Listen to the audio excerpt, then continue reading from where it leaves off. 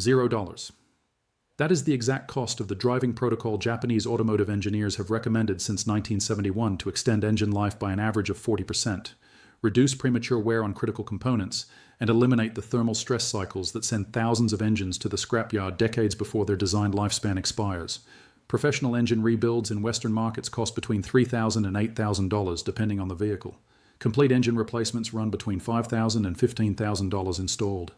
Dealership extended warranties designed to cover these failures cost between $1,000 and $3,000 over the ownership period. Every single one of these expenses exists in part because the automotive aftermarket industry discovered generations ago that a zero-cost behavioral change was impossible to monetize. The moment a solution requires knowledge rather than a product, it vanishes from the conversation. It does not vanish from the engineering documentation that Japanese manufacturers have published continuously for over 5 decades. The protocol is called thermal cycle management, and it governs how you start, drive, and shut down your vehicle in relation to engine temperature. It costs nothing to implement. It requires no tools, no products, no modifications, and no mechanical skill. It requires only the understanding that your engine is a thermal system designed to operate within a specific temperature range, and that every minute spent outside that range accelerates wear on components that cost thousands of dollars to replace. The average Western driver ignores this protocol completely because no one profits from teaching it. Mechanics profit from the repairs it prevents. Dealers profit from the premature trade-ins it causes. Extended warranty companies profit from the fear of failures it eliminates. The entire economic ecosystem surrounding vehicle ownership depends on drivers not understanding what Japanese engineers documented in factory service manuals before most current drivers were born. Japanese automotive engineering culture diverged from Western practices during the 1960s when Japan's domestic manufacturers faced a unique constraint. Japanese consumers kept vehicles significantly longer than American or European buyers. The average ownership period in Japan during the 1970s exceeded 12 years compared to 4 years in the United States. Japanese manufacturers were not competing on styling or annual model changes. They were competing on total cost of ownership across a decade or more of daily use. This economic pressure forced Japanese engineers to study long-term reliability with an intensity that Western manufacturers considered unnecessary. Why engineer a component to last 300,000 kilometers when the average American owner would trade the vehicle at 80,000? Japanese engineers had no such luxury. Their customers would discover failures that Western drivers never experienced because Western drivers had already sold the vehicle. The research that emerged from this pressure transformed how Japanese manufacturers understood engine wear. Toyota's engineering division published an internal study in 1971 that tracked engine wear patterns across 4,000 vehicles over an 8-year period. The study identified thermal cycling as the single largest controllable factor in premature engine degradation. Not oil quality, not fuel grade, not driving speed or annual mileage. Thermal cycling. The pattern of heating and cooling that every engine experiences during normal operation was causing more measurable wear than any other variable the engineers could isolate. The mechanism is straightforward. Metal components expand when heated and contract when cooled. An engine contains dozens of components made from different alloys with different expansion rates. Aluminum pistons expand at a different rate than iron cylinder walls. Steel connecting rods expand differently than aluminum engine blocks. Brass bushings behave differently than hardened bearing surfaces. When an engine heats rapidly or cools rapidly, these components expand and contract at mismatched rates.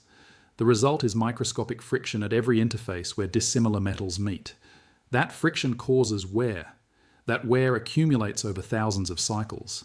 That accumulation eventually produces the bearing failures, ring wear, and valve train degradation that mechanics diagnose as normal aging, but that Japanese engineers identified as preventable damage. The 1971 Toyota study quantified this damage with precision that Western manufacturers have never publicly replicated. Engines subjected to rapid thermal cycling, defined as reaching operating temperature within 4 minutes or cooling from operating temperature to ambient within 8 minutes, showed bearing wear rates 63% higher than engines managed with gradual thermal transitions. Cylinder wall wear was 41% higher. Valve guide wear was 57% higher. The engines were mechanically identical. The oil was identical. The fuel was identical. The drivers covered similar distances at similar speeds. The only variable was how quickly the engines heated and cooled during the transition phases at the beginning and end of each drive. Japanese manufacturers responded to this research by embedding thermal management guidance into their owner documentation and service training programs. The guidance was simple. Allow the engine to warm gradually through gentle driving rather than idling or immediate high-load operation. Allow the engine to cool gradually before shutdown after sustained high-speed driving or heavy load conditions. Avoid short trips that never allow the engine to reach stable operating temperature. These 3 principles cost nothing to implement. They require only awareness and minor behavioral adjustment. They reduce the thermal stress that causes 60% of measurable engine wear.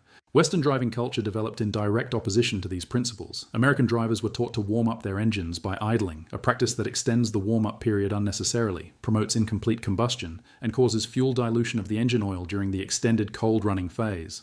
American drivers were taught that modern engines require no warm-up consideration whatsoever, a marketing message that confuses the absence of cold start drivability problems with the absence of cold start wear.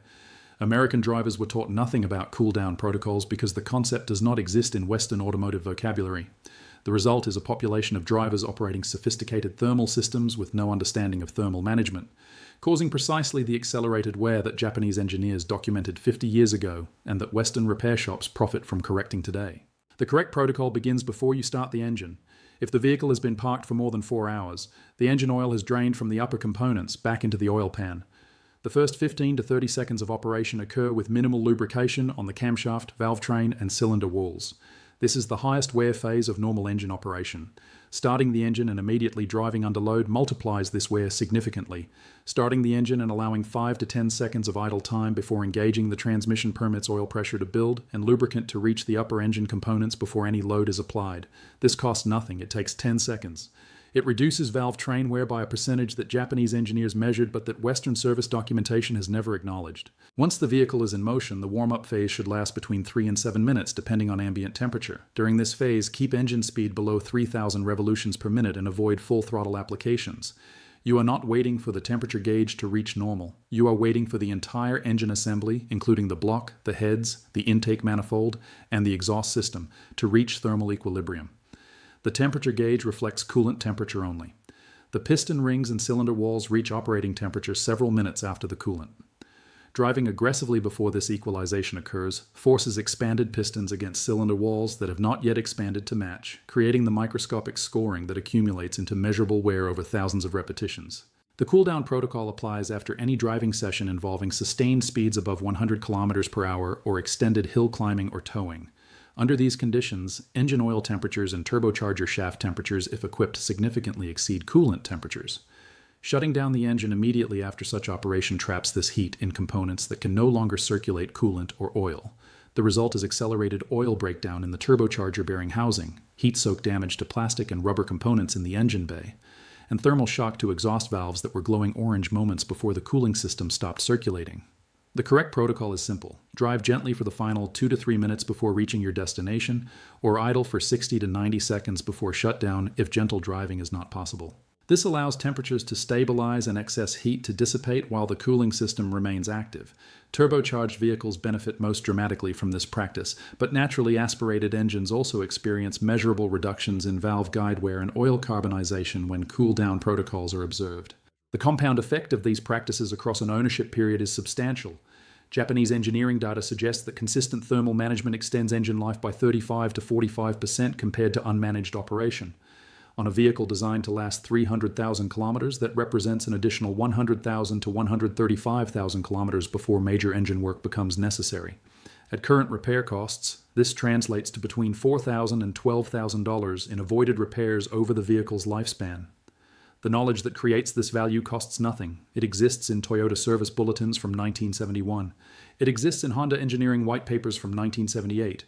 It exists in the training materials that every Japanese domestic market technician studies before touching a customer vehicle. It does not exist in the marketing materials of any company that sells extended warranties, engine treatments, or repair services because this knowledge directly reduces demand for those products. Every Japanese engineer who calculated thermal expansion coefficients for engine components understood what those calculations meant for driver behavior.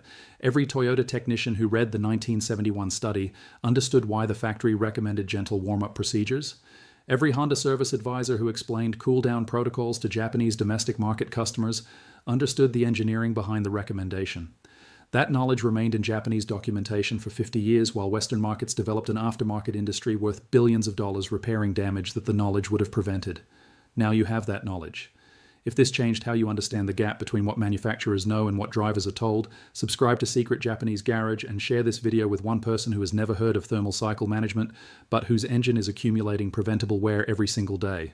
That person deserves to know what you now know. I am Kenzo, and this is what they never wanted you to learn.